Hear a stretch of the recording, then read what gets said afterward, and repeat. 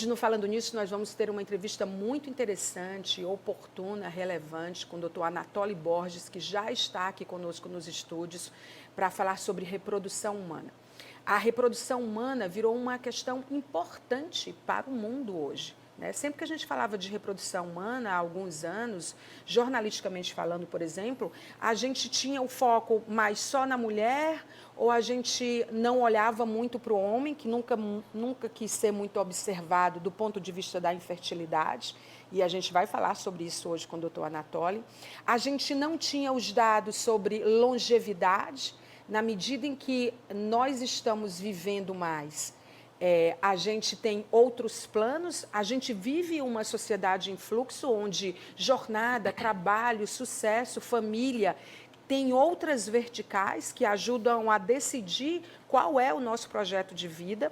As mulheres, uma faixa pequena, porque a gente tem o hábito de mobilizar o nosso olhar e decidir ou pensar só em relação àquilo que orbita em torno de nós. Então, a gente diz assim, as nossas colegas, as nossas amigas, na nossa família, as mulheres não estão querendo ter filho mais tarde, mais cedo, como era antes. As mulheres estão querendo ter filho cada vez mais ali no limite. E esse é um assunto importantíssimo que a gente vai falar sobre os 35 anos da mulher quando se trata de fertilidade com o doutor Anatoly. Mas aí a gente vê que há uma faixa das mulheres também que estão tendo muitos filhos ainda. Quando a gente coloca isso numa escala de economia, de qualidade de vida, de longevidade, de tecnologias aliadas, da medicina e da reprodução humana, o doutor Anatoly vai dizer isso aqui, a gente fica pensando em que mundo a gente está, quais são os desafios dessa reprodução humana nesse planeta em que a gente está vivendo mais,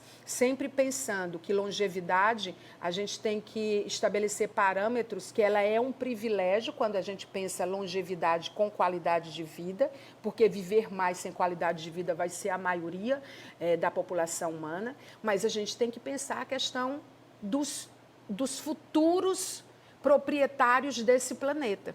Então, tem gente que não quer mais filho, tem gente que trocou o filho por um bichinho de estimação, tudo bem, a decisão é pessoal. Tem gente que quer ter, mas quer ter mais tarde, tem gente que quer ter cedo e não pode, e tem gente que não era para ter muito filho e tem muito filho. Ou seja, eu vou passar para você, porque assim, eu só fiz assim, porque toda vez que eu converso com você, essa é a segunda oportunidade que eu tenho de falar com o doutor Anatoly, eu fico muito entusiasmada, porque ele sabe muito dessa área. O doutor, deixa eu apresentar melhor o doutor Anatoly, se você, por acaso mesmo, não o conhece, né? Mas, assim, ele hoje é atuante relevante na área de reprodução humana, mas ele atua em outras áreas, porque ele já tem muito tempo de medicina, embora seja realmente muito novo, né? Mas hoje, no nosso estado, ele tem sido cada vez mais procurado por mulheres, por casais que querem ter filhos e estão com dificuldades. Mas ele é um médico relevante nessa área e que trouxe para a gente muitas atualizações desse assunto. Então, bem-vindo ao nosso programa. Obrigado, Maia. Queria agradecer à Rede Meu Norte e a você, em especial, pelo convite. Estar aqui no Falando Nisso, né? E falando de um assunto muito empolgante, que é a reprodução humana, né? Então, todas essas nuances que você falou é o que nós temos vivido hoje, né? Casais com dificuldades de engravidar. Por outro lado, a gente vê famílias sendo formadas com casais que não estão preparados para ser pais, né? E são todos esses detalhes, essas nuances que a gente vai falar um pouquinho hoje, esclarecer mais o assunto. Quais são os maiores desafios hoje, na sua opinião, doutor Anatoly, com a experiência que você tem? Dentro da reprodução humana, eu acho que o grande desafio hoje são os casais encontrarem o time correto para formar a família, né? Para realmente ter filhos. A gente vê muitos casais que, ou pela mídia, ou até pela própria dificuldade que tem hoje social, que acabam protelando a constituição da família por completo em ter seus filhos. E às vezes a gente vê uma forma como é tratada a gravidez como sendo algo tão fácil, que esses casais, quando eles chegam com uma certa idade, eles se assustam na dificuldade que vão ter de conseguir ter o filho, né? Então é importante que a gente fale sobre esse assunto, que há essa tendência atual de se protelar a idade para se ter um filho, e que isso acaba trazendo algumas consequências, né? E uma delas é a dificuldade realmente de ter o filho, de ter os filhos como eles imaginariam que aconteceria. A sua percepção na resposta é muito humana, né? Porque você poderia começar por qualquer viés. E você começou pela decisão de formar uma família ou ter um filho, mesmo que essa família não seja formada, porque existem vários modelos de núcleos familiares, né, hoje, e também várias possibilidades de se ter filhos, a gente vai falar sobre isso. E eu gostei dessa resposta porque ela é muito humanizada de fato. E aí a gente também, quando leva para a questão da longevidade, que eu mencionava ainda há pouco, a gente está vivendo mais e a gente está mais infértil. E infértil por quê? É o que comemos, é o nosso estilo de vida, porque nunca se falou tanto em problemas de fertilidade como se fala agora. Por quê? Hoje não é que esteja mais difícil de engravidar. O estilo de vida hoje, a ideia de constituição família, até por conta das modificações sociais e culturais, faz com que esse adiamento em ter o filho dificulte a gravidez. Engravidar não é tão fácil como a gente escuta, né? A gente, quando é moleque, está em casa, né? Escuta do pai e da mãe, cuidado, não vai engravidar, né? Então, a gente foi criado com essa ideia, né? Com isso na cabeça, de que gravidez é uma coisa fácil, né? Pra você ter ideia, a chance de uma mulher jovem, com menos de 30 anos, se tiver um parceiro saudável, a chance dela engravidar por mês não ultrapassa 25%. O que isso quer dizer? Quer dizer que se a gente tivesse 4 garotas de 28 anos, saudáveis, com companheiros saudáveis, esses casais fossem ter relação no período fértil, dos 4, só um voltava grávido aqui no mês seguinte. Os outros 3 não engravidariam. E aí, essa fertilidade vai decaindo com a idade, né? Uma mulher hoje, na faixa etária dos 40 anos, ela tem de 5% a 10% de chance de engravidar naturalmente. Então, essa queda na fertilidade, hoje em dia, essa dificuldade que a gente ouve tanto falar e que tem trazido os pacientes ao consultório, é fruto disso, dessa mudança social, cultural, que faz com que, na época dos avós da gente que casavam, as avós da gente casavam com 15, 16 anos e a partir daí começavam a engravidar, hoje não é mais assim. Então, naquela época era mais fácil engravidar e hoje acaba se tornando mais difícil. Obviamente, algumas outras alterações têm surgido. A gente estava comentando a respeito, por exemplo, da fertilidade masculina. A gente tem comprovado hoje que o homem moderno é menos fértil do que o homem, por exemplo, de 50, 60 anos atrás, do que nossos pais e os nossos avós. Saiu uma pesquisa, inclusive, Saiu agora, uma pesquisa, né? Já se tratava sobre esse assunto há alguns anos, saiu mais uma pesquisa afirmando isso, e tudo isso é fruto, novamente, das mudanças, né? Do maior estresse, de uma alimentação mais inadequada, da exposição a inúmeros agentes, né? A hábitos ruins, como tabagismo, etilismo, o uso de algumas medicações que acabam se tornando corriqueiras. Então, tudo isso mudou a fertilidade do homem também. Se a mulher vai ter mais problemas de ter filhos após os 35 anos, quais são as alternativas que ela tem, já que uma parcela importante, que, de novo, a gente olha muito para aquilo que está em torno de nós, mas a gente sabe que a maioria das mulheres no Brasil tem filho, 85% com menos de 20, 21 anos, inclusive adolescentes, né?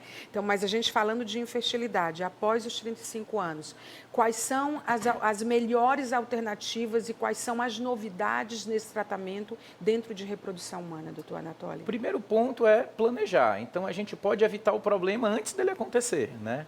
Então, se uma mulher, ela não tem uma perspectiva de engravidar por N fatores, porque não arrumou um companheiro, porque financeiramente não está preparada, porque não deseja, então ela pode se preparar, se prevenir desse problema que é a infertilidade que pode vir a surgir. De que forma? Ela preservando a fertilidade dela, seja congelando óvulos, no caso de uma mulher que não tem um companheiro, ou mesmo que ela tenha um companheiro e esse casal não deseja engravidar, congelando os embriões. Então, eu costumo brincar que é como se fosse uma poupançazinha ali, ela guardou o dela. Ela está ali prevenida para que no futuro, quando ela tiver o desejo, ela consiga a gravidez, ela consiga ter os filhos. Uma vez que uma paciente não teve esse planejamento, ou porque nunca escutou falar nisso, né?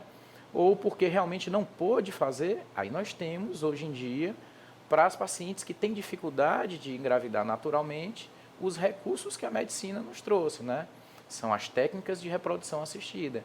E aí um bom profissional vai conseguir fazer com que ela consiga lograr êxito, que aquele casal consiga realizar o sonho de ter um filho.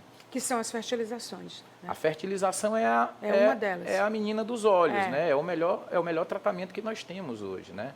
Dentro dos tratamentos de reprodução, a fertilização é o que mais desponta, porque é o que garante maiores resultados e nos assegura também a possibilidade de realizar outras tecnologias, como, por exemplo, uma pesquisa genética, já que uma paciente de mais idade aumenta o risco de ter bebês com doenças genéticas. Na fertilização eu consigo avaliar isso e minimizar esses riscos, eliminar esses riscos. Então a fertilização, sem dúvida, é nossa menina de ouro, né? Quando a gente fala da genética na medicina, a gente vê outras possibilidades, né? Congelar óvulos, né? Isso é uma coisa que você acha que as mulheres estão apostando, globalmente falando? É uma alternativa que ela tem as suas vulnerabilidades e quais são elas? Olha, eu acho que o congelamento de óvulos, a preservação da fertilidade, como eu falei, é uma coisa que tem chegado cada vez mais no consultório. E eu creio que, em boa parte, graças a vocês, que têm ajudado a divulgar essas dificuldades, né? Como eu falei, a gente foi criado escutando que engravidar é fácil, mas hoje os recursos que a gente tem para preservar a fertilidade, sim, e o fato também da mídia nos ajudar a informar que, olha, não é tão fácil assim, faz com que essas mulheres que estão se planejando procurem mais a gente no consultório. A preservação de fertilidade no que diz respeito a congelamento de óvulos garante à mulher uma liberdade maior. Uhum. Por quê? Porque independente do parceiro que ela vai ter, se ela encontrar ou não, ou se vai ser uma produção independente, ela está segura. Quando a gente fala em congelamento de embriões, aí nós já estamos falando de um binômio. A gente já pressupõe que existe um pai e uma mãe, né? Então isso às vezes limita de alguma forma algumas mulheres que, por exemplo, tinham um companheiro em um determinado momento e agora não estão mais com eles. E aqueles embriões que foram gerados naquele momento?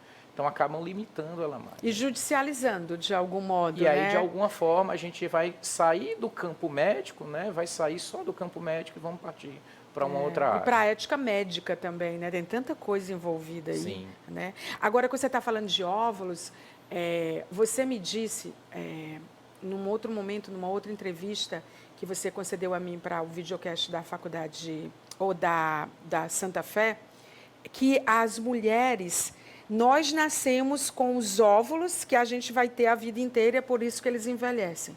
E vocês, homens, têm um período em que vocês estão sempre tendo espermatozoides novos. Eu fiquei chocada com isso. Maldade, né? É muita maldade, não? Sim. Mais uma injustiça com as mulheres, né? Muito desleal. Então, na verdade, é isso mesmo. Você falou bem, explicou bem, né? A mulher, quando nasce, ela já nasce com toda a reserva reprodutiva dela pronta, né?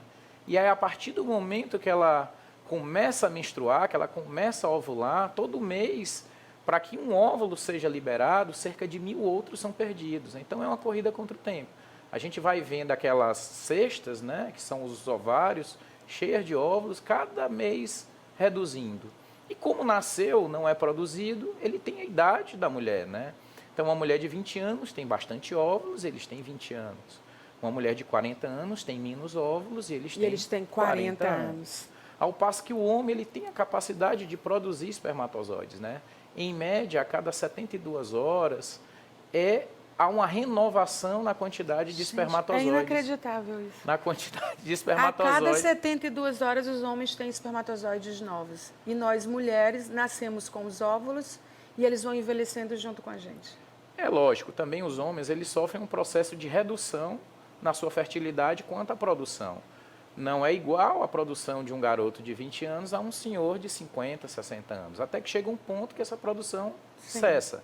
Mas, se houver um cuidado com todos aqueles outros fatores que eu falei, né, com alimentação, atividade física, um bom sono, alimentação saudável, houver um cuidado com o bem-estar, aquele homem ainda ele consegue... vai ter espermatozoides, ele não vai ter espermatozoides com 40 anos, ele vai ter espermatozoides que nasceram há 72 horas, ele com qualidade de vida. Perfeito, é isso mesmo, Né? a ideia. A ligação. Aí você falou da infertilidade, nós falamos rapidamente, e eu queria saber, no seu consultório, nos seus atendimentos, no que você faz com reprodução humana, quando a infertilidade é masculina, muda de figura, assim? Como é que isso é tratado? O homem, ele hoje já encara isso de preciso de ajuda? Porque, assim, muitos estigmas, preconceitos e muita coisa foi sendo construída ao redor desse homem que pode tudo. Ele lida bem com isso? Esse homem de hoje tem lidado de que modo? No geral, no consultório, 90% dos casais, na primeira consulta, quem vem é a mulher, né? Ela vem, às vezes, sozinha. E aí a gente tem que, até para algumas mulheres, explicarem que há necessidade do marido, né? Algumas nos questionam, doutor, mas ele já tem 2 meninos. Eu disse, olha, infelizmente o tempo passa, a gente não é mais o mesmo. Aí eu mostro uma foto antiga que eu tenho, assim, olha, eu mudei. A gente muda, né? Então, eu tento... Primeira pessoa que a gente tem que sensibilizar, às vezes, é até a própria esposa, né? Que é a necessidade do companheiro. E aí, quando a gente vence essa resistência e traz o companheiro para o consultório, a gente procura explicar dessas necessidades, dos exames que são necessários.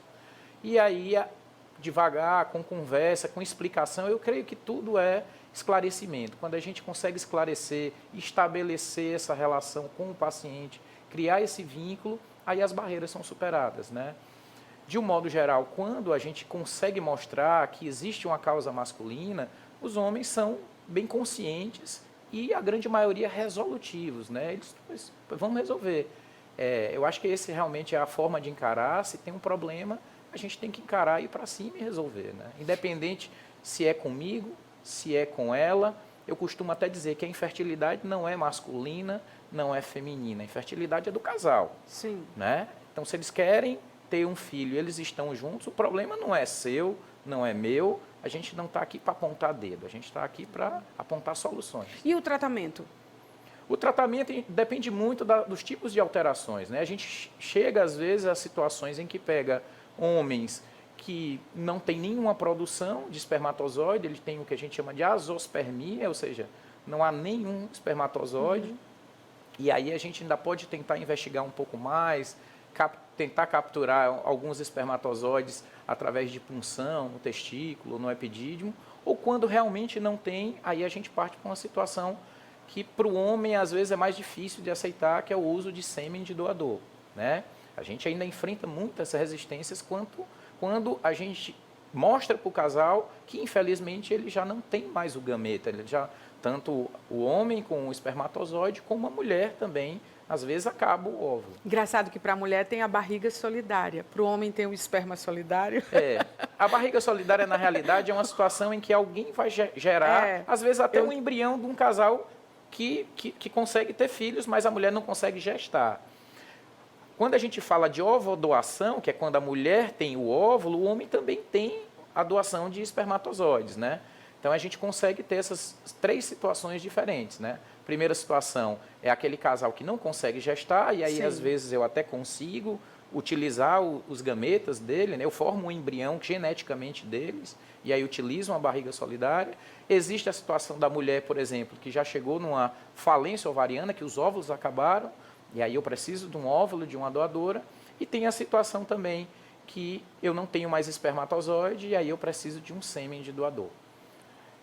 São situações distintas, que às vezes não são bem encaradas, porque o próprio tratamento de reprodução já leva, às vezes, uma resistência. Eu não estou tendo meu filho natural, né?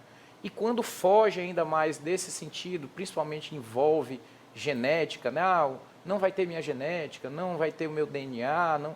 A gente tem que conversar mais ainda e mostrar a realidade e sensibilizar aquele casal. Esse acompanhamento, esse tratamento, ele é multidisciplinar? Assim, você costuma trabalhar com outras áreas, psicólogos, por exemplo? E só fazendo a correção, é sêmen ou espermatozoide, a doação do sêmen ou espermatozoide. No seu caso, você tem essas áreas aliadas, multidisciplinares, a necessidade delas e em que fase? A medicina hoje eu acho que deixou de ser algo individual, né? Não só na minha área, como na boa parte das outras áreas hoje é algo holístico. a gente trata não individualmente. O médico não é Deus, o médico não é o Senhor, sabedor de tudo, e nem vai resolver tudo só. Se engana hoje, especialmente o profissional que acha que consegue resolver tudo só. Dentro da reprodução humana, a gente tem uma equipe de apoio ao redor, desde profissionais como psicólogos, nas próprias clínicas, enfermeiros, técnicos, nutricionistas hoje. Então, a gente trabalha com toda a equipe para que possa dar conforto e, sobretudo, melhores resultados. E o melhor resultado aqui implica em dar um filho a um casal. É interessante porque quando você estava falando da situação, quando a infertilidade é do homem, eu fiquei pensando na quantidade de problemas e desafios que a gente tem como mulheres, além da questão dos óvulos que envelhecem junto com a gente. Mas, assim, que você me falou numa outra oportunidade, que são as doenças que precisam ser tratadas, né? Distúrbios menstruais, endometriose, o que mais? Cisto ovariano. Uma série de doenças podem estar relacionadas à dificuldade de engravidar, né? Patologias uterinas, como miomas, pólipos, podem atrapalhar a gravidez ou então favorecer abortamentos, alterações hormonais, a própria falência ovariana, que é a queda da quantidade de óvulos. Normalmente a gente acredita que começa a diminuir depois dos 35, 37, 40, mas algumas mulheres têm um problema que a falência ovariana é precoce, antes dos 33 Sim. já podem estar acabando, e o médico tem como identificar isso. Então, uma série de fatores, uma série de patologias, de alterações podem acontecer com a mulher e com o homem que dificulta a gravidez acontecer. Algumas a gente consegue tratar clinicamente, né? Seja com medicamento, seja com uma estimulação, seja com uma cirurgia até, mas outras, infelizmente, a gente não consegue resolver para que a gravidez natural aconteça. E aí a gente vai para as técnicas de reprodução. O interessante é que, por exemplo, a gente tem visto muito, eu acho que de todas as áreas, as tecnologias aliadas à saúde, quando a gente pensa em educação, segurança, a gente fica acompanhando e vendo quais as áreas em que estão se valendo mais dessas tecnologias aliadas. A medicina é uma delas, naturalmente. A sua área de reprodução humana também? Sim. Pra você ter ideia, algumas curiosidades sobre a fertilização. A primeira coleta de óvulos de um bebê de fertilização foi feita através de um procedimento que é uma laparoscopia, uma cirurgia. Então, para você tirar o primeiro óvulo que foi feita a fertilização, foi feita uma cirurgia. Olha só, Sim. A paciente foi internada, anestesiada, passou por procedimento cirúrgico, riscos cirúrgicos. Hoje, a coleta de óvulos é feita através de uma ultrassom. Né? Então, nossa, olha como evoluiu, né? Uma paciente tinha que ficar internada, hoje ela faz de manhã, à tarde está em casa, até desenvolvendo atividades normais, né? Trabalhando normalmente. Então, assim, há uma evolução muito grande, não só no conforto para o paciente, como nos resultados também, né? Cada dia que passa, a gente consegue avançar mais, ter mais conhecimento, resolver algumas dificuldades que já existiam, conseguindo galgar mais sucesso, mais sucesso, mais sucesso.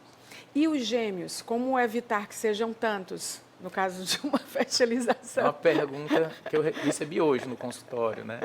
Então, assim, no início, quando os processos de fertilização ainda estavam engatinhando, havia realmente vamos dizer assim, um número maior de gemelaridade, porque a ideia era, quanto mais embrião eu colocasse, a probabilidade de dar certo era maior. Só que com a evolução da tecnologia, a gente consegue hoje embriões de tão boa qualidade que não há necessidade de aumentar a qualidade, a quantidade. Como eu tenho embriões de qualidade, eu não preciso botar mais muito. Basta eu botar um de qualidade. Então tem diminuído muito hoje, e as próprias normativas hoje, dos conselhos, do Conselho Federal, eles já orientam o médico e as clínicas à quantidade, né? Então, qual é a normativa hoje? Pacientes com menos de 37 anos, no máximo 2 embriões para transferir. Então, pode ser 1 ou pode ser 2. E antes não era assim, né? Não, era bem mais flexível quanto a isso, né? Nas pacientes acima de 37 anos, no máximo 3 embriões. É lógico que a gente sempre aconselha, né? A gente tem que saber o que o casal quer. Você, como médico, não quer só um resultado positivo, até porque gestação gemelar implica em riscos também. Já estamos falando de um casal com uma gravidez de risco, afinal está fazendo um tratamento. E eu aumento mais esse risco com gemelaridade, não é legal. Então, tem sido uma coisa que realmente caiu muito essa ideia, né? Ah, vou fazer uma fertilização, vai vir 3. Eu não vou fazer porque vem 3. Não existe isso. Hoje em dia, se você quiser, faz um tratamento, eu só quero um embrião, põe um embrião, pronto. É interessante porque, assim, ouvindo você falar, claramente a gente percebe que nós mulheres, nós humanos, né, de modo geral, homens e mulheres, a gente precisa desde cedo começar a se cuidar e fazer um planejamento. Porque assim, a quantidade, por exemplo, de doenças ou de pontos de atenção que nós mulheres precisamos ter em relação à nossa saúde, com vistas a ter um filho ou não. Né? A quantidade de coisa que pode ser hereditária, a quantidade de coisa que pode ser genética, a quantidade de vulnerabilidades. Né? Então, assim, eu olho para vocês e fico pensando, do jeito que a gente pensa que geriatra é só quando fica depois dos 63 anos. Não. Eu já ouvi de um geriatra e disse assim, a gente nasce e começa a envelhecer. Então, depois dos 25, tem que começar já a ir, porque, por exemplo, na sua área, isso é claro, perfeito, entendeu? E a percepção que eu tenho, ouvindo você falar com tanta experiência, é que precisa começar aí antes. Porque, por exemplo, tem alguns tabus, por exemplo. Quem usa muito anticoncepcional, as meninas estão começando a usar a pílula cada vez mais cedo. Exatamente porque os pais ficam, não vai engravidar, cuidado com o filho, cuidado. Então, assim, vai ficando natural. O que antes era tabu, hoje é conversado, dependendo do nível de relacionamento que você tem com seus filhos com você, é importante que seja conversado em casa, né, com clareza. Então, assim, eu já ouvi muito falar, quem toma muito pílula anticoncepcional vai demorar a engravidar e vai ter risco de... Isso não é verdade. É mito, na realidade. Tem muitos mitos, né? Tem muitos mitos ainda, a gente ainda escuta muito isso, porque eram coisas divulgadas pelos nossos pais, pelos nossos avós, mas é como eu falei, eu agradeço muito a mídia responsável, né, que divulga as informações corretas, que é capaz de chegar uma informação, às vezes uma pessoa que está lá no interior e às vezes não tem um acesso a um médico, mas tem uma dúvida ali, consegue uma informação de qualidade, aos próprios médicos também, que têm mostrado mais a cara, que têm ido lá, dado informações, seja onde for, seja numa revista como a sua, seja numa rede social. Então, eu acho que o papel educativo, né, nunca deixa de ser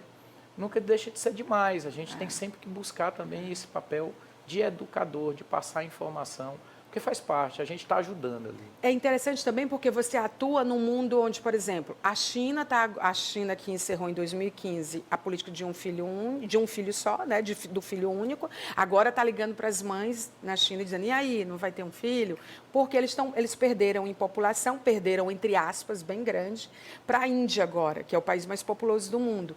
Então, assim, tem uma série de coisas que eles estão preocupados, embora eu já acho que eles já tenham gente demais, mas, enfim, não vamos falar de política. E aí, por exemplo, a França aprovou a fertilização in vitro para... Agora recente, que eu digo assim, porque eu acho que foi 2021, ou foi 2020 ou foi 2021, acho que foi 2021, para solteiras e lésbicas, que lá não tinha antes, e era a França. A França, o país do iluminismo, né? A terra do iluminismo, de igualdade, de fraternidade, de liberdade, né? Que a gente sempre escuta já. Então, assim, você atua numa área onde o mundo está com todas essas questões. E tem as questões éticas também. Então, assim, eu lembro que quando eu fui lhe perguntar como eu lhe apresento, você disse, basta dizer especialista em reprodução humana. Gente, eu vou dizer para vocês aqui, eu vou confessar uma coisa para vocês. Os meus melhores convidados resumem sua bio em 2, 3 palavras ou numa frase. Eu digo a vocês, você vai entender o que eles são ouvindo, assistindo, né, prestando atenção na entrevista. Mas você já atuou em outras áreas, né? Sim. E atua ainda em outras áreas? Me fale um pouco de você, como é que você foi parar aí? Porque vocês de reprodução humana, eu acho que mora um advogado e um psicólogo em vocês também, porque tem muitas questões éticas também, como eu mencionei. Assim que eu me formei, eu fiz minha residência em ginecologia, né? Sempre me chamou a atenção a ideia da vida, né? A reprodução humana está muito ligada a isso, né? Você vê a vida acontecendo, trabalhar com aquilo de tecnologia, Sim. Não sei se talvez minha geração foi aquela primeira que viu algumas tecnologias surgirem rápida, né? A gente brincava ainda de baladeira, mas ao mesmo tempo começou a ver os videogames, eu não sei. Tem alguma coisa que mexia na minha cabeça e eu gostava de ver essas tecnologias, de ver a vida acontecendo e foi uma coisa que me chamou a atenção. Então eu entrei na reprodução humana nesse sentido, né? a gente acaba também atuando em outras áreas, porque a medicina é algo muito vasto, né? E por mais que você realmente tenha um gosto, uma aptidão, que seja aquela coisa que te dá prazer fazer, você não exclui alguns outros gostares dentro da medicina, né? Eu ainda atuo, por exemplo, ainda na saúde básica. Eu trabalho ainda em posto de saúde, atendo a vovozinha, atendo o pediatra, isso na prefeitura de Teresina. Isso é muito rico, né? Porque eu ainda mantenho contato ainda com a base da medicina, né? A gente não deixa de estar ali sempre participando. E que precisa avançar, né? Com aquilo que é o básico, né? Outro lado, eu também trabalho com a parte de medicina legal, que aí um outro concurso, uma coisa mais ligada ao final, como eu tinha te falado, né? A gente trabalha já na medicina legal. Ele disse que ele vai do nascer, Cleiton, até o morrer, né? Porque ele trabalha com reprodução humana e é médico da área de medicina legal, né? Nessa área como é que chama? Forense, né? Forense, médico legista. exatamente, né? exatamente. Então, assim, eu me sinto muito agraciado, né? Muito abençoado por tudo que eu faço, sobretudo por trabalhar na reprodução humana, que você, como eu já falei, a gente ganha amigos, né? Eu tenho hoje amigos no consultório, não tenho Você é só padrinho pacientes. de muitas eu tenho crianças. muitos filhos. Tem eu muitos adoro, filhos, sobrinhos, né? Eu adoro quando eles voltam no consultório, eu faço foto. Hoje mesmo estava fazendo foto, muito bacana. Encontra nos lugares, né? Encontra nos lugares. Vai falar com teu padrinho, menino. Vai falar com teu tio. Olha o tio Anatoly ali. Eu sou mais feliz porque eu chego nos lugares, às vezes, quem vai falar comigo são as crianças, né? Então é muito bom. Onde que você atende hoje na área de reprodução humana? A gente atende no consultório, né? Atualmente lá na Clínica Santa Fé. E a gente realiza os procedimentos todos de reprodução. Outra dúvida muito grande é, doutor, eu preciso ir embora de Teresina. Isso é importante você falar. Você lembrou. Você consegue utilizar de todas as tecnologias e recursos que a medicina reprodutiva tem aqui em sua cidade, aqui em Teresina, sem nenhuma dificuldade. Por que as pessoas têm sempre falta de informação? É porque isso não foi divulgado? Às vezes falta de informação. Eu já vi muito também alguns casais fazerem por tabu, por vergonha, não quero fazer ali, eu não quero que ninguém saiba, né? São coisas que serem mais reservados, de repente, né? Procurar um outro local que não seja conhecido ou que não seja visto, né? É uma coisa também que acontece. É engraçado, porque é interessante que as pessoas, mesmo tendo um problema, isso não é um julgamento, mas assim, o ser humano, às vezes, mesmo tendo um problema, ele quer manter isso em reserva, né? Eu não costumo questionar, nem criticar, eu acho que você tem que se sentir bem. Porque termina sendo inspirador, né? Para outras pessoas tentarem, saberem que pode, o importante né? é se sentir bem e ir em busca de realizar o sonho, eu acho que é isso que importa. Cada pessoa é cada pessoa, sem dúvida. Doutor Anatoly, sempre muito bom conversar com você, eu acho que a gente falaria sobre outros temas, mas a gente vai fazer a parte 1, 2, 3, você vai ficar vindo aqui. Eu estou às ordens, é um prazer enorme falar com você. A gente se encontrou numa outra situação. Sim. E eu até cheguei a comentar em casa assim, meu Deus, mas parece que eu já conheci ela faz tempo, sabe? Eu tenho um pouco disso de empatia, né? De bater, né? Eu acho que nossa conversa bateu. Acho que obrigado mais uma vez por estar aqui. E estou às ordens. Sempre que me chamar, eu vou estar aqui. Nós nos conhecemos pessoalmente na estreia do videocast da Santa Fé, o Santa Fé Cast, onde o doutor Anatoly foi escolhido pela maternidade e hospital agora Santa Fé para fazer esse episódio de estreia, né? E é impressionante como isso precisa ser falado. Por isso que eu resolvi trazê-lo aqui também, porque eu acho que quanto mais a gente fala sobre isso, e a saúde está sempre dentro dos temas essenciais que eu tenho uma alegria em abordar como jornalista, né? Porque leva informação às pessoas importantes, né? Sim. Mais uma vez, obrigado, minha. Obrigada. Olha, a gente vai para um breve intervalo comercial. Você não saia daí, porque a gente ainda tem dados que falam, a gente tem o nosso giro, a gente tem vários recados para vocês e mais conteúdo. Então, eu volto em 2 minutos. Até já.